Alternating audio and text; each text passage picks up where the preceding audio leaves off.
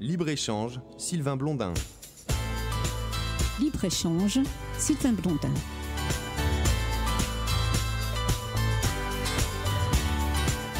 Chères auditrices, chers auditeurs, bonjour. Bonjour et bienvenue sur le plateau de notre émission Libre-Échange. Et comme à chaque fois, je rappelle, merci à vous, chères auditrices, chers auditeurs. Sans vous, l'émission n'existerait pas.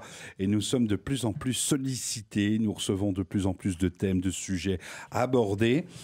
Et c'est pour cette raison, je vous invite à m'envoyer sur l'adresse mail, on vous la redonnera, président@asso _big big bang bang.eu. Toutes vos questions, sujets, suggestions sur l'émission. Et même si vous voulez m'inviter, parce que je me déplace en France, il faut le savoir. Et on est en train de mettre en place justement des calendriers avec nos partenaires qui rediffusent Libre-Échange. Ils sont à 24 en France et à l'étranger. Et prochainement, on doit aller sur la région de Valence, mais aussi dans l'Ain aussi, pour parler de sujets comme la désertification médicale, les conséquences, enfin pas mal de sujets.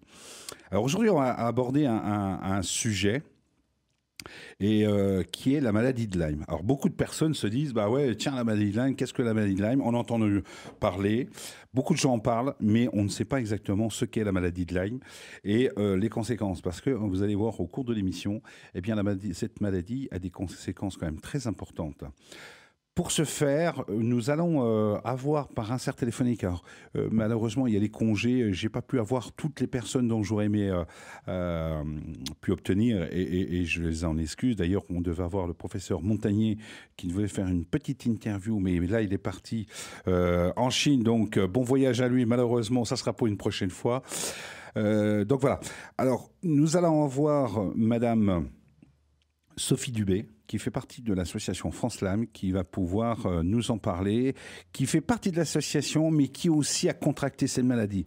Et aussi, sur le plateau, je reçois aujourd'hui Magali Schaeffer. Bonjour Magali. Bonjour Sylvain, bonjour à tous les auditeurs. Qui est pharmacien, justement, et qui connaît bien, le domaine-là. Et c'est important d'avoir l'avis du pharmacien, parce que bien souvent, on dit médecin, c'est important, c'est vrai. Mais des professions, comme je le rappelle assez régulièrement, qui sont oubliées, les professions paramédicales, et notamment nos amis pharmaciens, qui souvent, on est bien content de les trouver, qu'on a un petit bobo. Docteur, j'ai mal au doigt, qu'est-ce que je peux faire? Voilà. Assurément. Qu'est-ce que vous pouvez m'apporter? C'est bien ça, Magali. Tout à fait. Alors, on va parler de la maladie de Lyme, Magali. Oui. Pourrais-tu nous dire ce qu'est la maladie de Lyme? Donner une petite définition, voir un petit peu ce que c'est. Oui, parce que la maladie de Lyme, c'est une maladie bactérienne qui est extrêmement répandue dans l'hémisphère nord. C'est la maladie qui est la plus fréquente de toutes les maladies vectorielles dans l'hémisphère nord. Alors, vous allez me dire, qu'est-ce que c'est qu'une maladie vectorielle, hein? Souvent, on n'entend pas tellement ce mot-là. C'est une maladie qui est causée par un agent parasite, qui est véhiculé ou déposé par un vecteur vivant. Alors, c'est qui le vecteur vivant dans notre cas, la maladie de Lyme? Le vecteur vivant, c'est une tique. Le vecteur ne provoque pas lui-même la maladie, mais en fait, il est nécessaire à la dispersion de l'agent infectieux sur un hôte. Alors, c'est nous, l'hôte, l'humain, et donc la tique ne va pas être directement dangereuse, mais c'est elle qui va nous transmettre la Borrelia burgdorferi, qui est la maladie de Lyme. Effectivement. Donc en fait, la maladie en elle-même, la personne va être inoculée par la tique.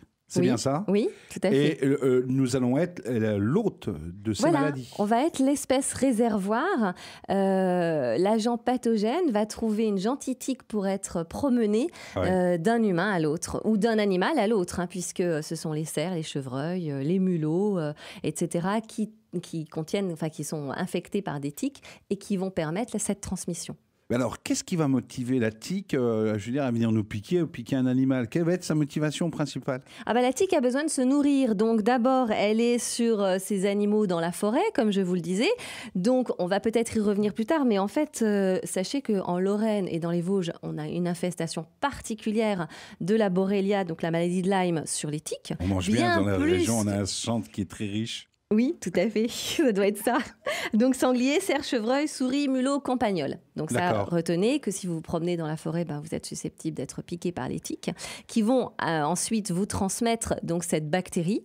Et vous me demandez qu'est-ce qui la motive ? La faim, elle a envie de se nourrir. En fait, la tique va piquer l'homme, et puis grâce à cette morsure, elle va insérer son rostre, sa tête, dans la peau. On a tous connu des piqûres de tiques. Le rostre, c'est une petite trompe, c'est une trompe, mais avec, on va dire, quasiment sa tête. C'est ça, c'est carrément la tête. Voilà, la mâchoire, ça, en fait, plus et exactement. À l'image d'une aiguille, mais avec de chaque côté des petits crochets. Alors oui, c'est pas comme une aiguille, comme un moustique, mais c'est véritablement la mandibule qui se met dans nos chairs et qui ne vont pas piquer comme un insecte. Ça va pas être je bois ton sang, je me mets sur un vaisseau sanguin.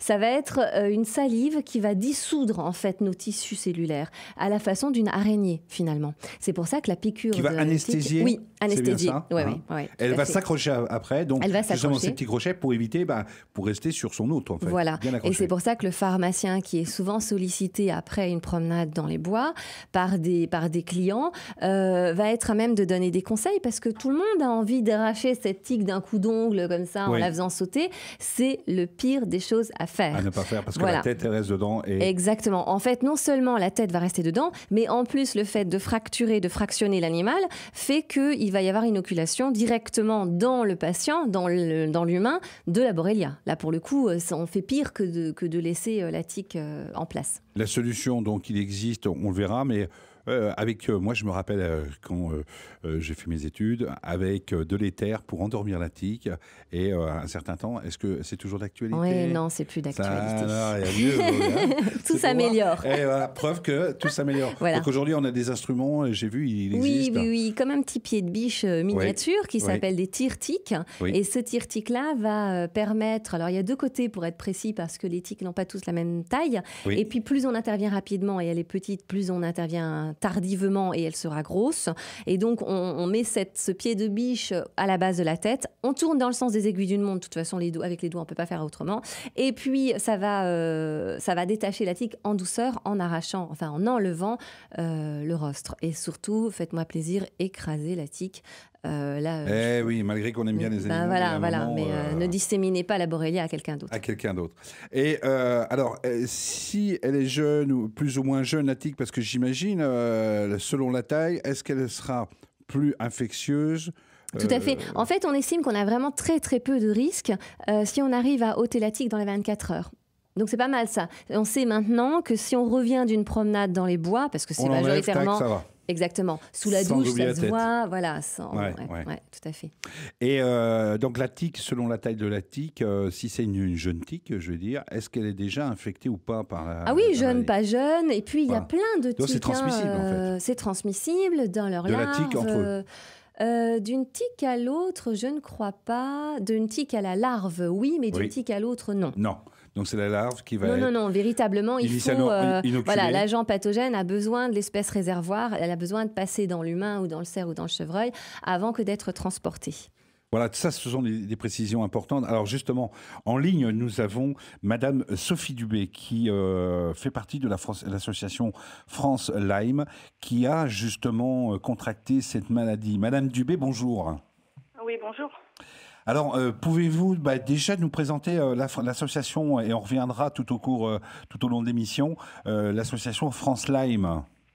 Oui, l'association France Lyme, donc c'est une association essentiellement de personnes qui sont touchées personnellement par la maladie de Lyme, donc de malades ou de leurs proches. Et c'est une association qui existe depuis 2008. Et qui s'est donné différents objectifs, entre autres déjà un accueil en soutien pour les personnes qui se découvrent touchées par cette maladie, surtout sous sa forme chronique, parce qu'en fait c'est là où on a vraiment les gros problèmes de santé. Également un rôle de prévention, d'information du public pour éviter que d'autres personnes soient victimes de cette maladie. Et puis également un rôle d'encouragement vis-à-vis des médecins à se former par rapport à cette maladie qui reste encore très très mal connue en France par les médecins.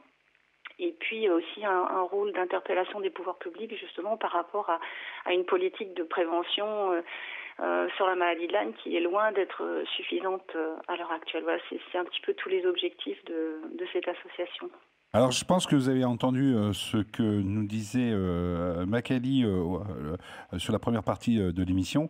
Justement, donc, effectivement, l'Est de la France est une région, vous pouvez le confirmer, qui est un peu plus, allais-je dire, contaminée que les autres régions françaises? Je n'en suis pas sûre. En fait, je crois que c'est peut-être plus connu, peut-être qu'il y a plus de prise de conscience dans l'Est, peut-être à cause du voisinage de l'Allemagne où la maladie est beaucoup mieux connue et reconnue.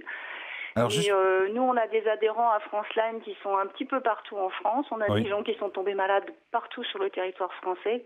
Et il y a des zones dans le Massif central ou dans l'ouest de la France, en Normandie, par exemple, ou dans le Massif central, qui sont extrêmement infestés aussi par la maladie de Lyme et par les tiques aussi.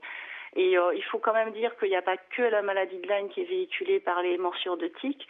Notre association, en fait, dit association de lutte contre les maladies vectorielles à tiques, c'est-à-dire toutes les maladies transmises par les tiques, et il y en a des dizaines, en fait. La maladie de Lyme, c'est un petit peu la partie émergée d'un iceberg. Et les autres maladies transmises par les tiques posent également énormément de problèmes, surtout qu'en général, les gens sont rarement contaminés par une seule maladie. Et quand la tique pique, elle est souvent multicontaminée et la personne se retrouve avec plusieurs infections, en fait. Et ça complique évidemment le tableau clinique. Alors, moi, un chiffre justement qui est important, moi, le chiffre que j'ai pu obtenir, c'était sur votre site, c'est 6265 nouveaux cas de maladies infectieuses, donc du VIH, du sida, pour donner une référence, alors que cette maladie est quand même beaucoup plus importante. C'est 4 fois plus le nombre de cas de la maladie de Lyme. Probablement, mais là, si on commence à parler de chiffres, je ne vais pas être extrêmement performante là-dessus. Je n'ai pas une très très bonne mémoire des chiffres, mais par exemple, c'est sûr qu'aux États-Unis, pendant très longtemps, la maladie de Lyme a été sous-évaluée par les centres de contrôle des maladies infectieuses, et que l'année dernière, ils ont fait une déclaration qui a quand même fait beaucoup de bruit, c'est qu'en fait, ils ont reconnu s'être trompés d'un facteur 10 sur l'importance de la maladie de Lyme, ce qui fait effectivement, au moins en Amérique, de la maladie de Lyme, la première maladie infectieuse. Et comme on a ici en France, en Europe, des tiques qui sont elles-mêmes extrêmement contaminées avec des pourcentages de contamination pour certaines maladies qui peuvent atteindre, bon pour Lyme c'est pas toujours très élevé, mais on a d'autres maladies aussi. Globalement, les tiques sont extrêmement porteuses de maladies, donc on a vraiment un gros problème de santé et certainement beaucoup de nombre de malades, beaucoup de malades qui s'ignorent en fait, et donc c'est assez difficile d'avoir des chiffres.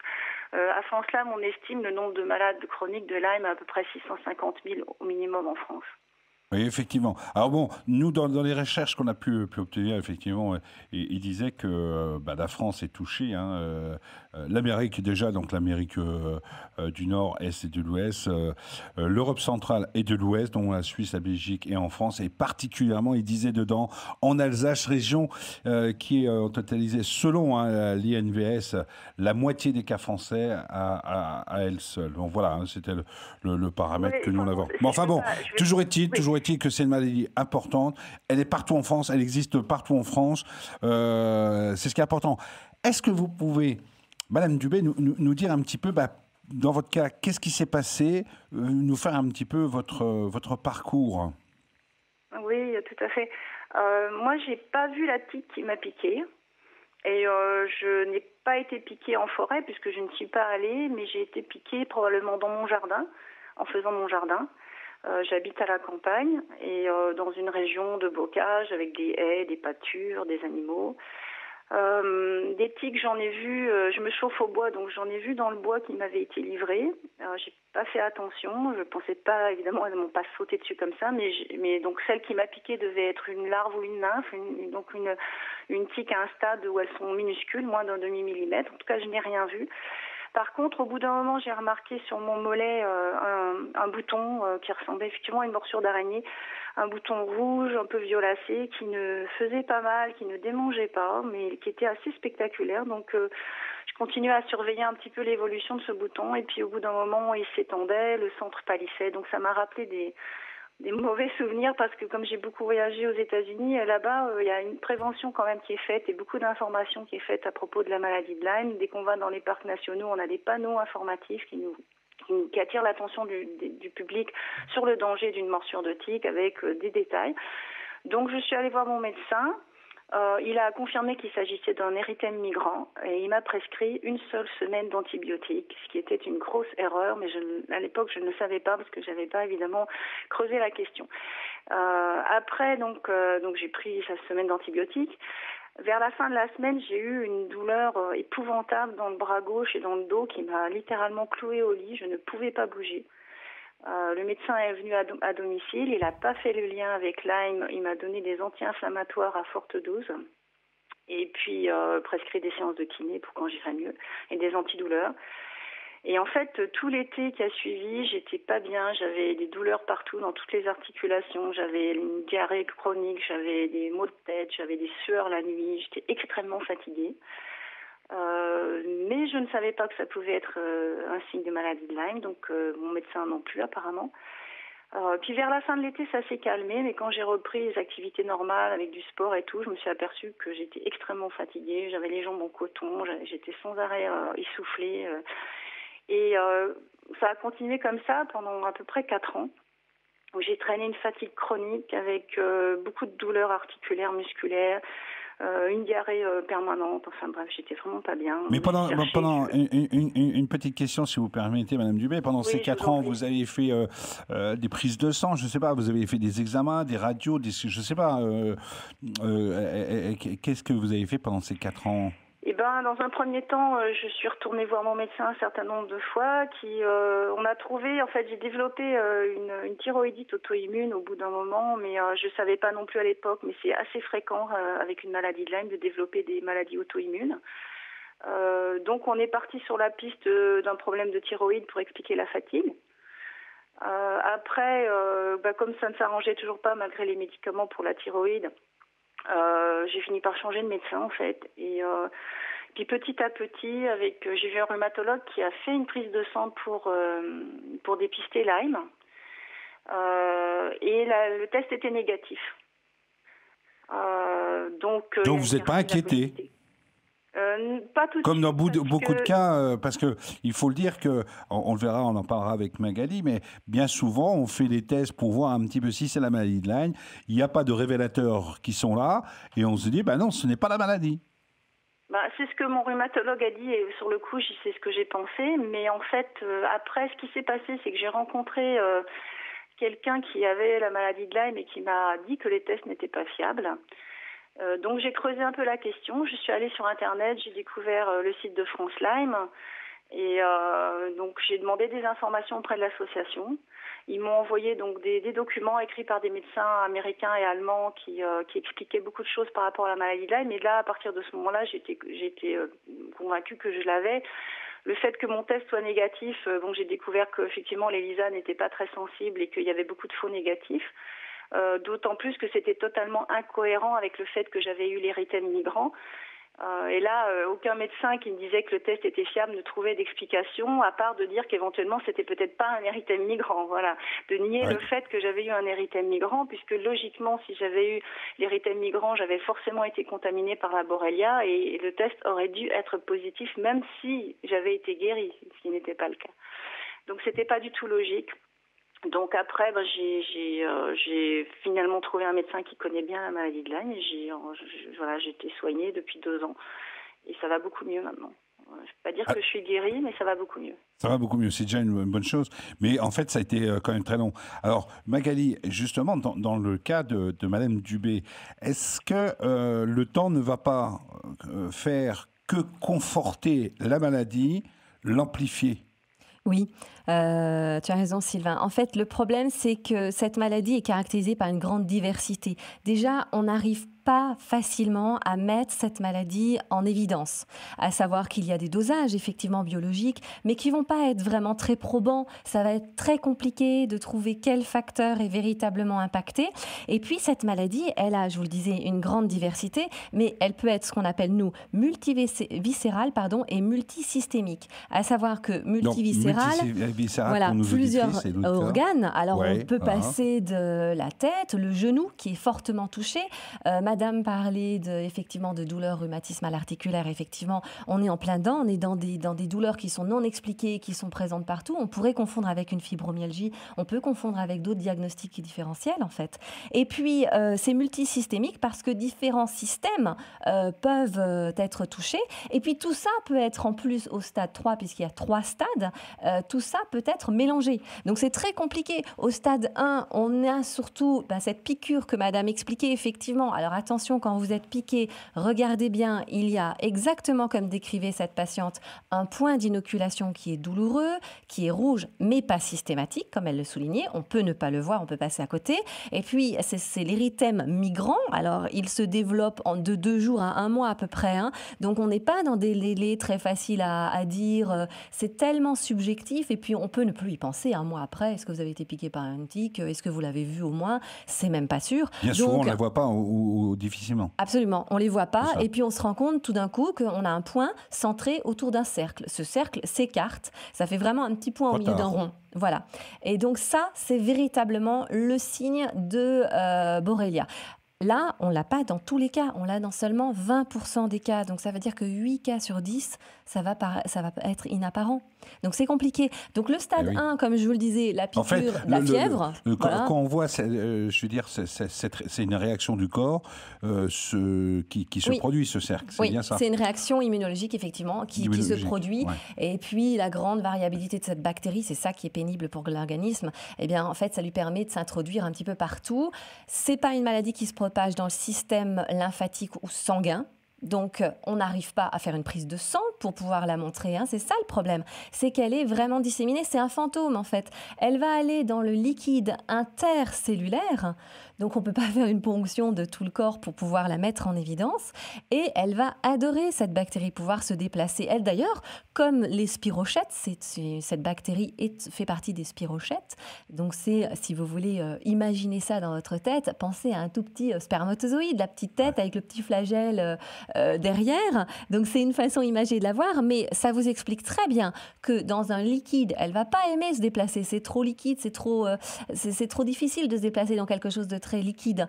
En revanche, dans les liquides interstitiels, dans un fluide un peu plus consistant, un peu plus visqueux, là, elle va pouvoir se déplacer à la façon d'un serpent.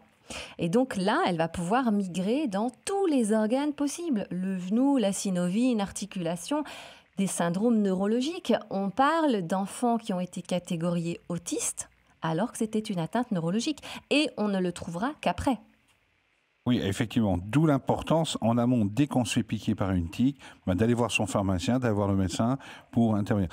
Alors, par rapport à ça, justement, Madame Dubé, quel a été le moment le plus déclencheur pour le traitement?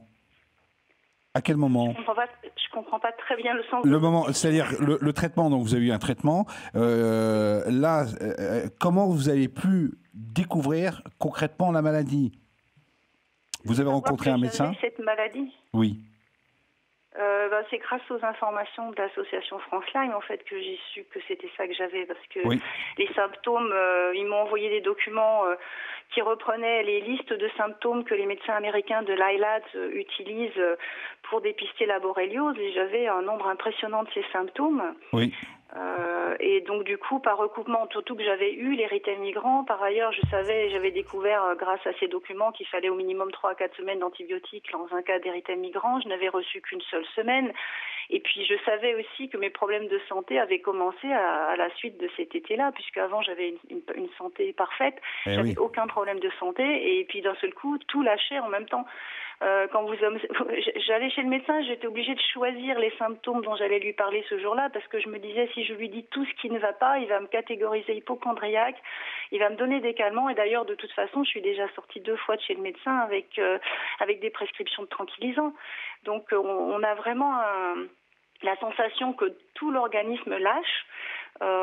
Et ça a terminé au moment où j'ai découvert ce que j'avais moi-même grâce à l'association France Lyme. J'ai commencé à avoir des trous de mémoire, j'avais des difficultés de concentration, je n'arrivais plus à lire, j'avais des problèmes visuels, j'avais des acouphènes, j'avais des vertiges. Je suis allée 2 fois à l'hôpital aux urgences avec une grosse crise vertigineuse, incapable de me lever. Je commençais vraiment à avoir très très peur en fait de ce qui m'arrivait. Et à un moment donné, tout s'est mis en place puisque tous ces symptômes qui avaient l'air complètement disparates, en fait, j'ai trouvé qu'ils étaient tous possibles dans le cas d'une maladie de Lyme. Voilà comment. Donc, si je peux dire, c'est vraiment grâce au travail d'une association comme France Lyme qui fait un travail remarquable d'information auprès du public et qui sont très très disponibles. C'est pour ça d'ailleurs que je les ai rejoints dès que j'étais un petit peu mieux. Pour pouvoir moi aussi participer à cet effort d'information des personnes et éviter que d'autres personnes traînent avec des symptômes inexpliqués et souffrent pendant des années comme ça. Alors j'invite à toutes nos auditrices, auditeurs qui se disent tiens, j'ai certaines craintes d'avoir contracté la maladie de Lyme, ou les personnes qui sont fait piquer par une tique, ou tout simplement pour information d'aller sur le site qui est www.toutattachéfrancelyme.fr. Également, je vous invite à prendre contact. Il y a une adresse mail, c'est contact@francelyme.fr. Donc n'hésitez pas à contacter cette association s'il y a des doutes, si vous vous posez des questions, nous allons y répondre. Enfin, ça sera eux. Et il y a également au sein de l'association des spécialistes. C'est bien ça, Madame Duvet? En fait, on est avant tout des malades. Bon, parmi nous, il y a des gens qui ont pu avoir fait des études. On a des gens qui ont fait des études de biologie, etc. Bon, on n'est pas médecins par contre. Hein. On a des médecins parmi les membres de notre association qui sont là en tant que malades. Mais on a surtout une volonté de faire circuler l'information. Donc on est très à l'affût de toute nouvelle information concernant la maladie de Lyme. On a des liens sur notre site qui renvoient à des articles scientifiques au fur et à mesure où ils sont publiés. Donc on a quand même et on a des médecins qui travaillent en collaboration avec nous, qui sont nos conseillers, on va dire, quand on a des soucis. Donc on fait très attention à ce qu'on dit, on essaie d'être le plus objectif possible. C'est un domaine qui est finalement mal connu. Même les médecins qui connaissent le mieux la maladie ne la connaissent pas tant que ça, dans la mesure où il n'y a pas beaucoup d'études qui sont faites dessus, il n'y a pas d'études qui sont financées. Donc on travaille un petit peu en aveugle. Et les médecins qui soignent, ils aimeraient bien qu'il y ait des recherches faites pour pouvoir asseoir et dire voilà, telle est la meilleure méthode pour soigner la maladie de Lyme. Mais en fait, comme il n'y a pas de moyens financiers pour faire les recherches, ça n'avance pas vraiment. Donc c'est un petit peu. Une fois de plus, les moyens financiers mis en place pour la recherche, voilà, laisse à désirer. Une fois de plus, j'en profite pour passer un peu le message, parce que la recherche en général souffre aujourd'hui. Moi, j'ai des amis qui sont dans la recherche et ils nous disent régulièrement, bah oui, mais on souffre de moyens financiers, matériels et autres. Pour cette raison, malheureusement, ça pourrait faire partie d'une prochaine émission. Beaucoup de scientifiques, de chercheurs partent. C'est ce qu'on appelle la fuite des cerveaux.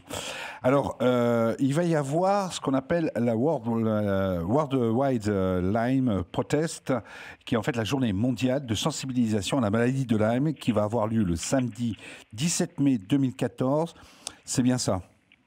Oui, en fait, tout le mois de mai est un mois en fait que les associations au niveau mondial ont choisi pour faire connaître la maladie de Lyme. En France, effectivement, le samedi 17 mai, France Lyme organise à Paris un rassemblement de malades avec donc distribution de tracts pour informer le public sur cette maladie et pour faire connaître nos revendications. Donc c'est un rassemblement qui a lieu de 10h à 11h30 sur l'esplanade de la gare Montparnasse le samedi 17 mai. Et puis l'après-midi, on a organisé aussi une grande conférence de 13h30 à 18h30 avec différents médecins qui sont tous très très spécialisés et très impliqués dans la lutte contre la maladie de Lyme. On a le professeur Christian Perron qui est le chef du service d'infectiologie de l'hôpital de Garches. On a les docteurs Tellière, Brandstein, Pavlak qui sont des généralistes qui sont aussi très impliqués dans la recherche, on va dire dans la recherche d'une solution mais auprès des malades.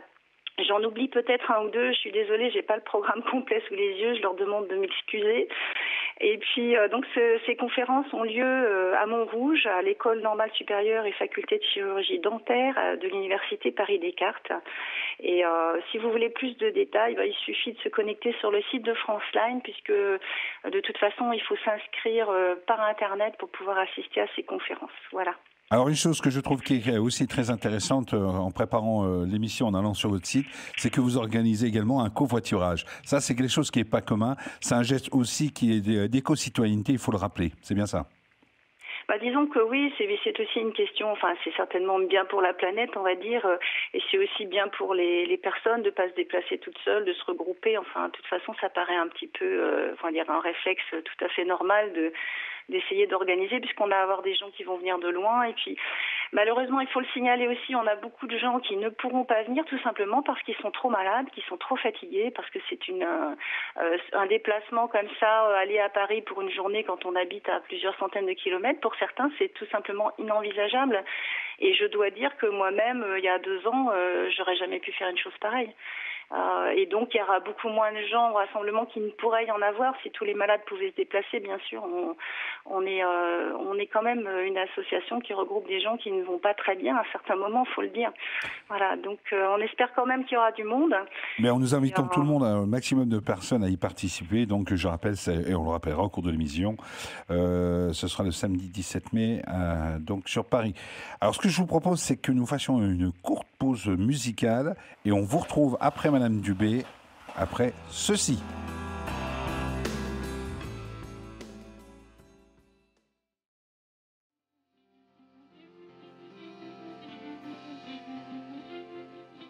Chères auditrices, chers auditeurs, eh bien, nous sommes de retour justement sur le plateau de notre émission Libre-Échange. Libre-Échange aujourd'hui où nous parlons de la maladie de Lyme, maladie qui aujourd'hui malheureusement n'est pas à mon goût assez connue, mais aussi reconnue.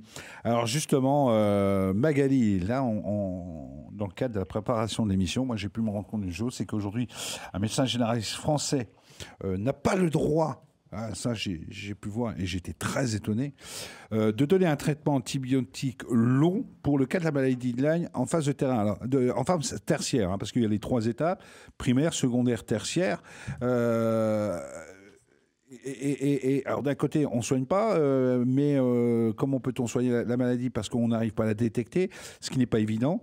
Donc si l'aventure est donnée à plusieurs mois d'antibiotiques, il faut voir avec la sécurité sociale qui justement aujourd'hui, dans le cadre, je vais dire, des restrictions budgétaires, sont contre.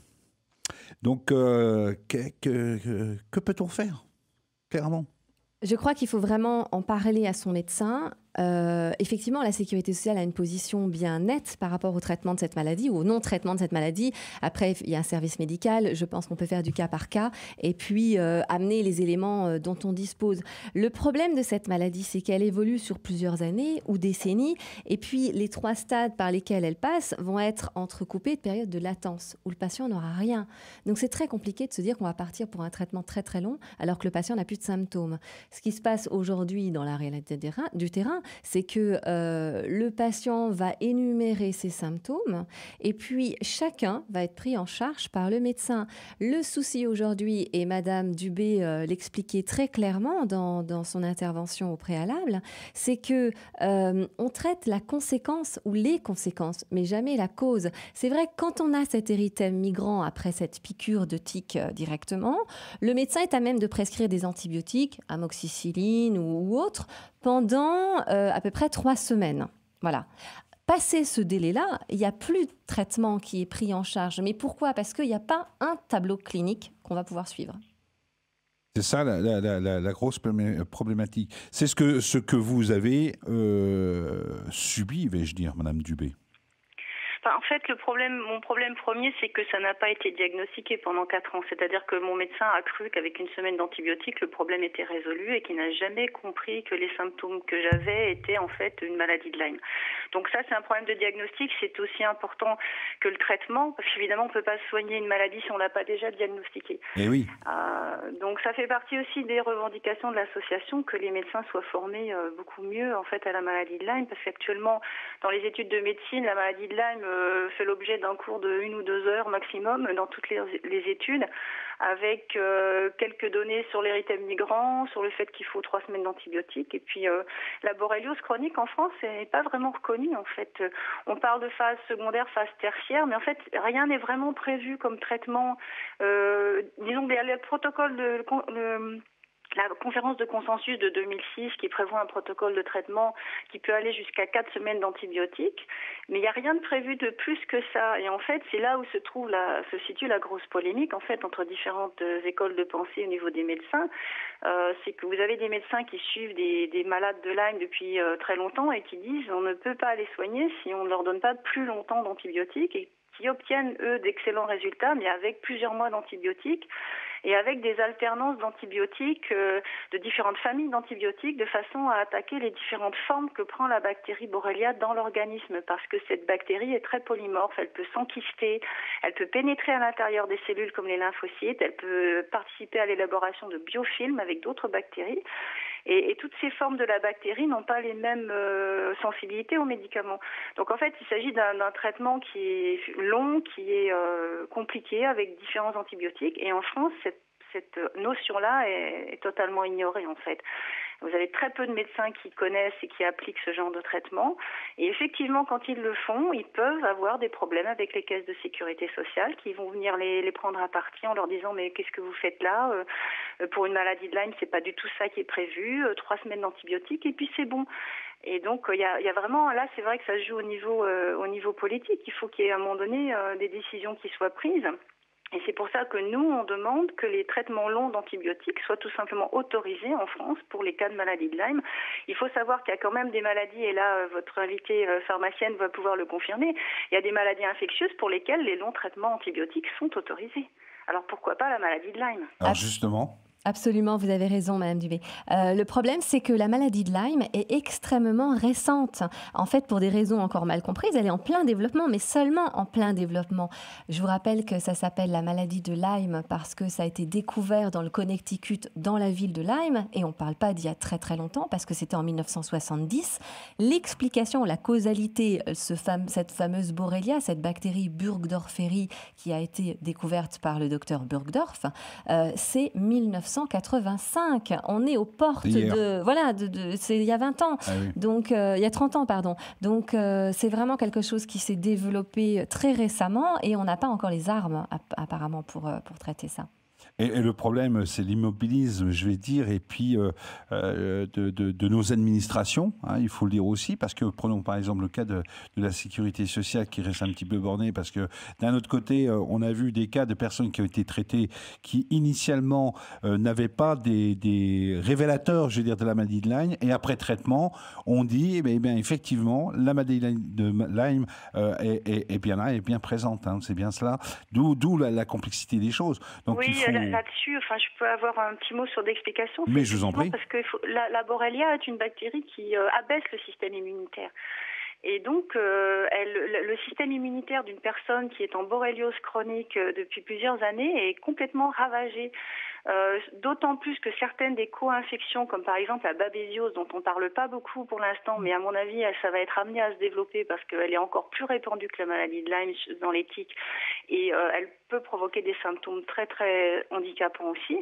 La babésia abaisse également l'immunité. Elle fait baisser le nombre de lymphocytes B, tandis que la Borrelia fait baisser le nombre de certains lymphocytes qu'on appelle les CD57. Alors, vous avez votre système immunitaire qui se trouve attaqué, affaibli, et dans de nombreux cas, les malades chroniques, en fait, ne fabriquent pas d'anticorps ou très peu d'anticorps contre la Borrelia. Et comme les tests de dépistage sont basés sur la détection des anticorps et non pas de la bactérie elle-même, on va dire à ces malades qui sont justement les plus atteints qu'ils n'ont pas de maladie. Et effectivement, si on commence un traitement, le système immunitaire peut se remettre un petit peu, la personne va mieux. Et là, effectivement, on va avoir la surprise de voir le test se positiver alors que justement, au départ, il était négatif. Et ça, c'est des paradoxes que les Américains ont très très bien montré dans leurs études. Et même des médecins allemands qui ont montré que le test, quand il est négatif, ça veut vraiment rien dire. Il faut se baser sur les symptômes et non pas sur les tests. Voilà. Alors, ce que vous dites également, la reconnaissance à l'étranger, notamment en Allemagne. D'après les informations que j'ai pu obtenir, il y a un peu plus de 800 000 cas qui sont reconnus tous les ans en Allemagne, qui n'est pas le cas en France. qu'est-ce qui fait cette différence? Je pense qu'il s'agissait de borréliose chronique. Alors, pour quelle raison, je veux dire, est-ce qu'il y a des avancées plus importantes d'un point de vue reconnaissance de la maladie, scientifique, en Allemagne ou dans d'autres pays comme les États-Unis par rapport à la France? Magali, voilà, Madame Dubé? Oui. Bah écoutez, non, si Magali a une idée là-dessus, parce qu'en réalité, là, savoir pourquoi les choses sont ainsi ou pas autrement, ça, c'est pas vraiment de mon domaine, on va dire. Parce que tout à l'heure, justement, quand on en parlait, l'Est plus reconnu, il y a la proximité de l'Allemagne aussi. Est-ce que tout ça, ce sont un ensemble de facteurs qui font que... Magali? Je pense que les médecins en Alsace ou en Lorraine, du fait de la proximité de l'Allemagne, ont peut-être un petit peu une attention qui est peut-être plus portée sur la maladie de Lyme, qui explique peut-être qu'il y ait plus de diagnostics de fait.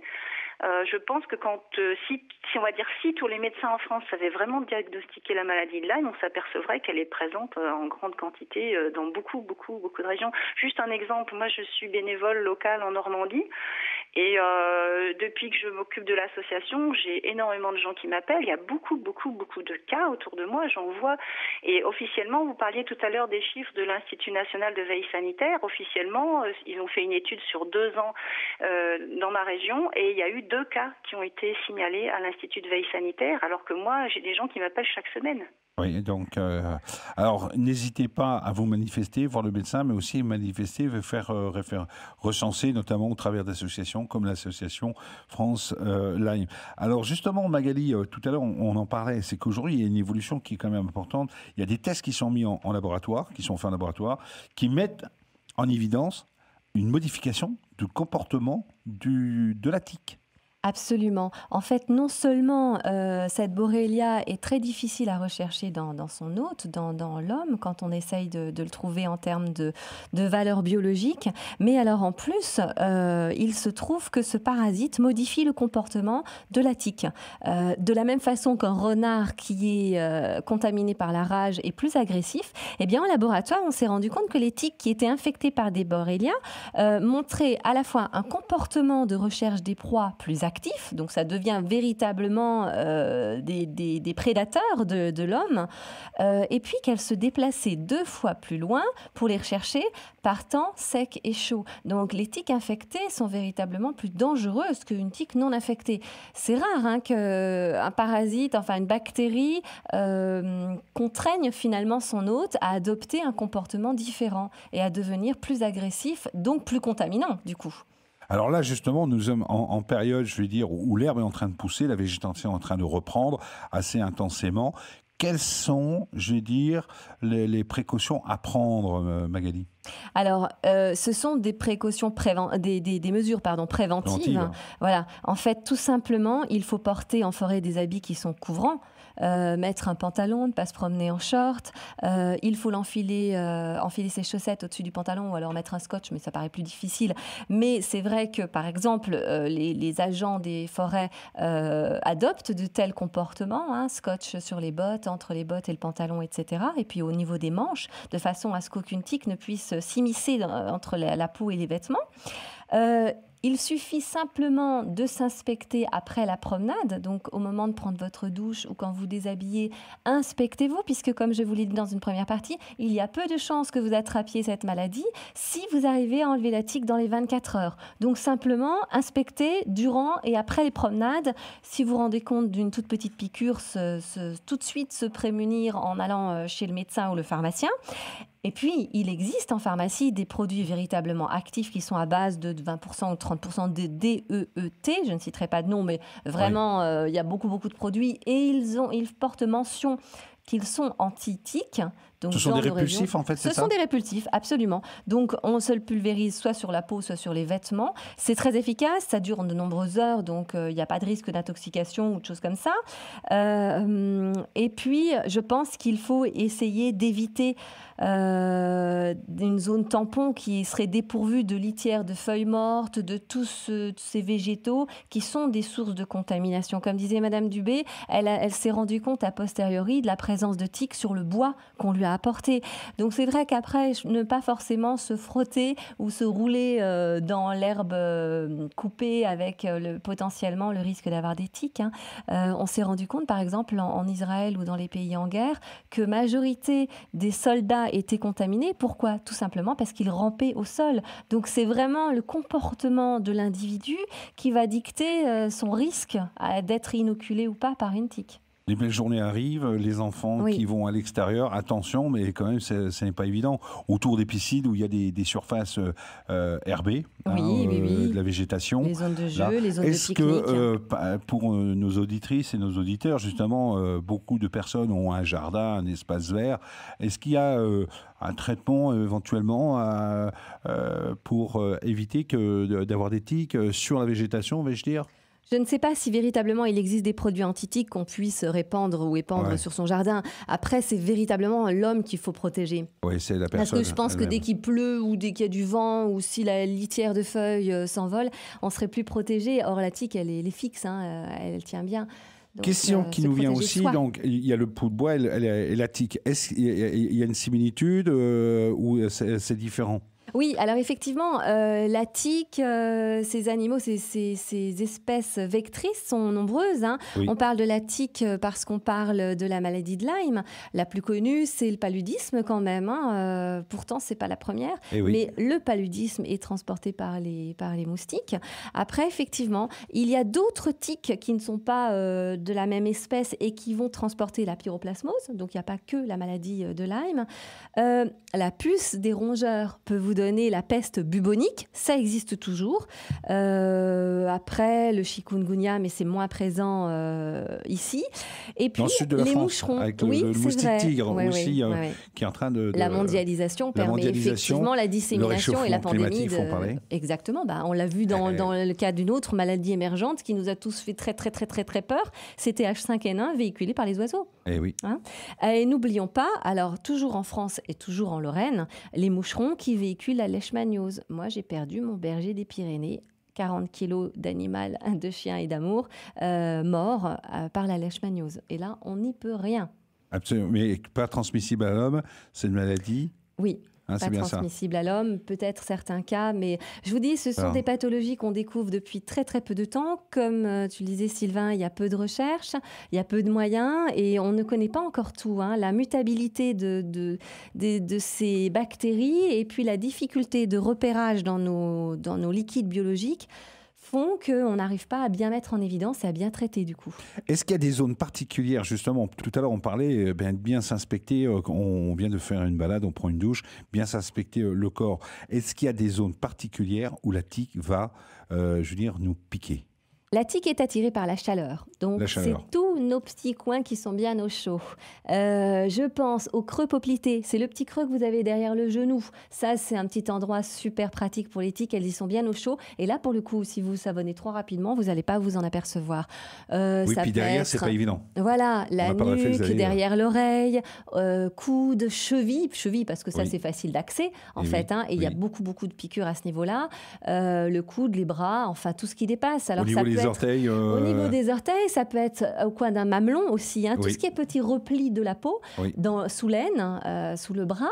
Le nombril. Le nombril, mais ça peut être le dos. Le dos, souvent, on se savonne, on ne voit pas forcément derrière l'épaule, donc ça va être omis.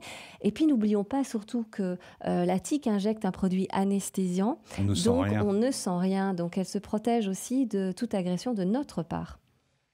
Madame Dumay, par rapport à l'association, donc vous menez des actions. L'association mène également des actions, des actions de prévention. Comment que ça se passe ? Quelles sont les actions que vous menez ? Vous pouvez nous en parler, s'il vous plaît ? Oui, tout à fait. L'association édite, imprime et distribue une plaquette de prévention déjà qui est disponible gratuitement à toute personne qui en fait la demande. On distribue dans les pharmacies justement à leur demande et dans les centres médicaux qui le demandent, dans les clubs de randonnée, enfin partout où les gens se sentent concernés. Ils peuvent nous demander des plaquettes, on les envoie. On a imprimé aussi une affiche cette année. On peut organiser aussi des conférences d'information si on a des bénévoles dans le coin. Les gens peuvent nous demander donc de venir animer une conférence. Voilà, on a évidemment le site internet qui sert aussi à faire passer toutes les informations. Et puis quand les gens s'adressent directement à l'association, essentiellement par mail, ils ont une réponse personnalisée où on va les aider à voir si c'est vraiment la maladie de Lyme dont ils souffrent, leur permettre eux-mêmes de faire le point, et puis éventuellement aussi les encadrer, les accueillir, les aider, les soutenir, parce que c'est toujours difficile de découvrir qu'on est victime d'une maladie chronique qui se soigne difficilement quand même et qui peut être très invalidante. Alors, voilà. on retrouve effectivement, moi j'ai eu votre plaquette dans un centre hospitalier, donc dans tous les endroits en général qui touchent la santé. Je rappelle le site, donc c'est www.francelyme avec un YME.fr. Le contact par mail, c'est contact@francelyme.fr. Un numéro de téléphone peut-être ? Oui, alors on a depuis peu de temps un répondeur, mais c'est un répondeur sur lequel on demande aux gens de laisser leurs coordonnées et on leur les rappelle. Mais étant donné qu'on n'a qu'une personne pour s'occuper de ce répondeur pour l'instant, on demande aux gens d'essayer quand même de traiter le maximum de leur information par mail, où on a plusieurs bénévoles là qui peuvent intervenir, et de laisser le téléphone aux gens, par exemple, qui n'ont pas Internet, s'ils ont des gens, parce qu'il y a encore des gens qui n'ont pas Internet, donc s'ils connaissent des gens qui ont des problèmes liés probablement à la maladie de Lyme et qui voudraient avoir des renseignements, ils peuvent utiliser donc le répondeur de l'association dont le numéro est 06 95 17 40 01. Ce numéro de téléphone de toute façon est également affiché sur le site, donc, mais à réserver éventuellement à des parents ou amis qui n'ont pas Internet, ou s'il y a des questions spécifiques qui ne sont pas résolues par la lecture des documents, par le site Internet. Alors, France Lyme est présent sur toute la France, dans toutes les régions, les départements aussi. Comment ça se passe ? En fait, donc, c'est une association qui regroupe actuellement à peu près 350 membres. Certains de ces membres sont tout simplement des gens qui ont adhéré parce qu'ils sont malades et qui veulent soutenir l'association, mais qui ne sont pas en situation de pouvoir vraiment faire un travail de bénévole pour l'association. Donc, on a un certain nombre, par contre, de personnes qui ont envie de s'investir et en fonction des régions, parfois on a des personnes, parfois on peut ne pas en avoir. On a des sections locales, c'est-à-dire dans les régions, dans les départements où on a un ou plusieurs bénévoles qui sont assez disponibles et qui veulent vraiment s'investir. On a créé des sections locales qui s'occupent justement d'organiser la prévention et le soutien aux malades dans la région en particulier. Au niveau de l'adhésion, comment cela se passe-t-il ? Il y a une cotisation, comment ça se passe ? Oui, France Lyme fonctionne uniquement par des cotisations ou par des dons. La cotisation, elle est de 10 € par an, donc c'est vraiment pas très élevé. Elle est réduite à 5 € pour les personnes, par exemple, qui sont en arrêt de travail et dont l'état de santé fait qu'ils n'ont pas de bons revenus. Ou même, on a même une adhésion gratuite pour les gens qui ont vraiment des très très petits revenus. Donc le principe, c'est pas tellement l'argent que ça rapporte, mais c'est vrai qu'en adhérant à France Lyme, on soutient le travail qu'on fait d'information, et puis on essaie après d'avoir aussi plus de représentativité par rapport au pouvoir public pour dire qu'on représente un certain nombre de personnes. Donc c'est toujours une bonne idée effectivement d'adhérer à France Lyme. Souvent les gens qu'on a aidés, ils vont adhérer une année ou deux surtout quand c'est des gens qui sont pas vraiment malades, parfois ils vont se démotiver. Mais c'est toujours une bonne idée effectivement d'adhérer à l'association. L'association pour soutenir vos actions. Qui ne fonctionne qu'avec justement les dons et les cotisations. Alors, justement, Magali, on parlait tout à l'heure de la babéliose. Qu'est-ce que la babéliose ? C'est parce qu'en fait, on parlait que c'est une maladie qui a des symptômes comme la maladie de Lyme. Est-ce qu'on peut donner quelques petites indications ? Un tableau, la fatigue, de nouveau, pareil, la fatigue et de la fièvre. Il peut y avoir des douleurs articulaires. En fait, la maladie de Lyme peut se compliquer de co-infection et la babésiose en fait partie parce qu'il peut y avoir des rickettsioses, des ehrlichioses, bartonellose, des infections à mycoplasme. Il y a plein de maladies qui vont être des co-infections et qui vont compliquer le diagnostic de la maladie de Lyme dans la mesure où les symptômes vont s'additionner. Donc, c'est vrai qu'il faut se mettre à la place d'un médecin. Vous avez un patient qui arrive en disant « j'ai mal à la tête, en plus j'ai le genou qui a gonflé, mon orteil me fait mal, je perds la mémoire et je dors mal ». C'est très compliqué. On a envie presque, je comprends Madame Dubé, de dire aux patients « prenez un médicament tranquillisant, je ne vais pas citer de nom, et puis rentrez rentrez chez vous et calmez-vous. C'est vrai que c'est difficile. Et en fait, toutes ces pathologies-là vont se surajouter les unes aux autres et vont compliquer la définition de la maladie elle-même, en fait, et le diagnostic. Et pour vous, Madame Dubé, depuis que vous avez découvert cette maladie, est-ce que ça a été l'occasion de vous rendre compte justement qu'il y a beaucoup de gens qui ont contracté cette maladie autour de vous? Ah, tout à fait. Maintenant, c'est vrai que, parfois... Parce qu'on a ce réflexe, je veux dire. Parfois, on peut dire on devient obsédé par la maladie de Lyme, on la voit partout, mais par contre, je dois dire quand même que parmi les gens de mon entourage à qui j'ai dit tu devrais faire tel test, souvent j'avais raison, effectivement. On finit par les connaître, nous, les symptômes, et il y en a beaucoup. Il y en a effectivement beaucoup plus que ce que pensent les pouvoirs publics. Des gens qui sont diagnostiqués fibromyalgie, syndrome de fatigue chronique, dépression. J'en ai eu un, c'était la polyarthrite rhumatoïde qu'il était supposé avoir, c'était pas du tout ça, c'était un Lyme. Il y a énormément de possibilités de faux diagnostics, et à partir du moment où on a posé un mauvais nom sur cette pathologie, après les gens sont orientés vers des traitements qui sont inefficaces et puis ils perdent du temps tout simplement. Effectivement, je crois que c'est une maladie qui est beaucoup plus répandue que ce qu'on ne croit, et il est temps que les pouvoirs publics ouvrent les yeux sur ce problème-là. Est-ce que vous pensez justement qu'il n'y a pas un manque d'information d'un point de vue général au niveau des populations, mais aussi de formation au niveau des professionnels de la santé? Oui, tout à fait, parce qu'à la limite, même si la population ne connaissait pas très bien la maladie, si les médecins la connaissaient bien, on n'aurait pas de problème. Et là, je le dis en toute amitié vis-à-vis des médecins, eux-mêmes, quand ils ont le temps d'y réfléchir, reconnaissent que leur formation sur la maladie de Lyme est pratiquement inexistante. Et c'est malheureusement une pathologie qui est l'objet de polémiques, donc tout le monde n'est pas d'accord. Et du coup, il y a des médecins qui veulent même pas s'en occuper, parce que comme on entend dire une chose et son contraire, et du coup, ça devient perturbant. Il faut aussi dire qu'il y a quand même énormément d'autres maladies, pathologies, et que les médecins ont un temps limité pour leur formation continue. Donc, il y a un travail à faire. Nous, à France Lyme, on organise au moins une fois par an un séminaire pour les médecins, où les médecins qui ont des connaissances un petit peu plus poussées sur la maladie de Lyme viennent former leurs confrères. L'année dernière, on avait donc une 60aine de médecins qui y ont participé. On en organise un autre à l'automne 2014. Et donc, on essaie de travailler en collaboration avec les médecins. Mais il faut quand même qu'il y ait une prise de conscience qui se fasse au niveau du corps médical par rapport à cette maladie. Et là, c'est pour ça qu'on fait des manifestations comme celle du 17 mai à Paris, pour essayer quand même d'attirer l'attention à la fois du corps médical et puis des pouvoirs publics. Alors justement, nous arrivons en fin d'émission et je rappelle qu'il va y avoir la journée mondiale de sensibilisation à la maladie de Lyme qui aura lieu le 17 mai 2014 à Paris. Donc c'est un rassemblement qui va être organisé avec la distribution de tracts, d'informations.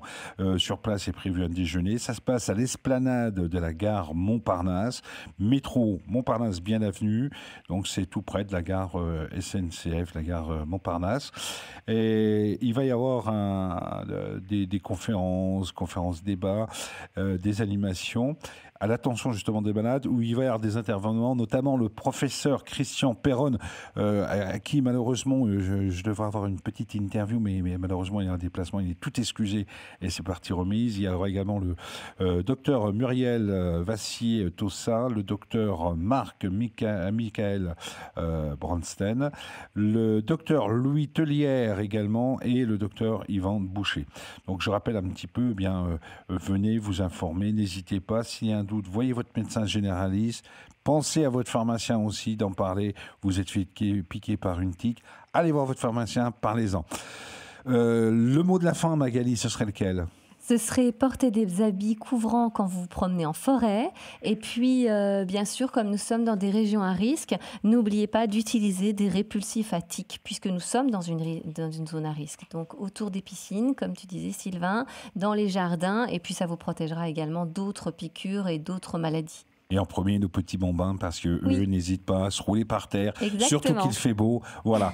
Madame Dubé, merci beaucoup. Et n'hésitez pas à venir sur le site de l'association France Lyme. Magali, merci. Et à la semaine prochaine, on se retrouve pour une autre émission. Et là, on va parler de parc régional et des 40 ans du parc régional de Lorraine, mais aussi d'autres parcs de France. Merci et à très bientôt. Libre-échange, Sylvain Blondin. Libre-échange, Sylvain Blondin.